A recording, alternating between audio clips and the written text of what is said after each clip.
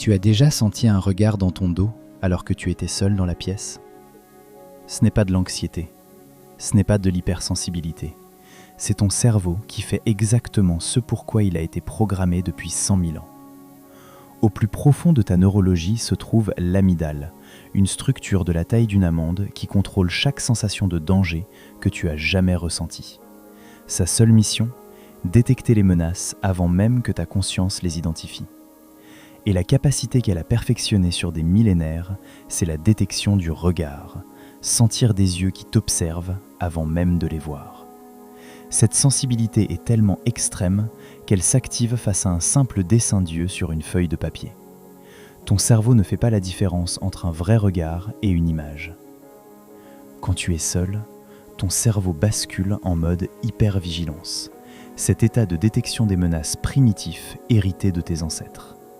Il analyse la pièce, écoute les bruits, scrute les ombres. Et c'est là qu'intervient le paradoxe le plus absurde de ta neurologie. Ton cerveau a peur de toi, et tu es le seul danger présent dans la pièce. Abonne-toi maintenant parce que ceux qui suivent va t'expliquer pourquoi ton cerveau fabrique un observateur depuis le néant. Quand il ne détecte aucune menace réelle, ton cerveau crée ce que les chercheurs appellent une présence fantôme. Une présence imaginaire construite de toutes pièces parce que l'absence de danger lui paraît elle-même suspecte. Tes ancêtres qui entendaient un bruit dans l'obscurité et disaient « il n'y a rien », beaucoup n'ont pas survécu à la nuit. Ceux qui disaient « quelque chose est là » et fuyaient, ce sont eux qui t'ont transmis ce cerveau.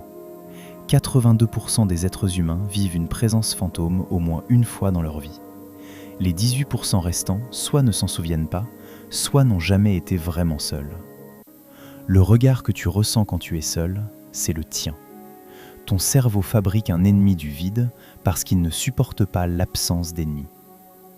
Est-ce que tu ressens ça régulièrement quand tu es seul? Ou tu es de ceux qui n'ont peur que devant un film d'horreur? Réponds en commentaire.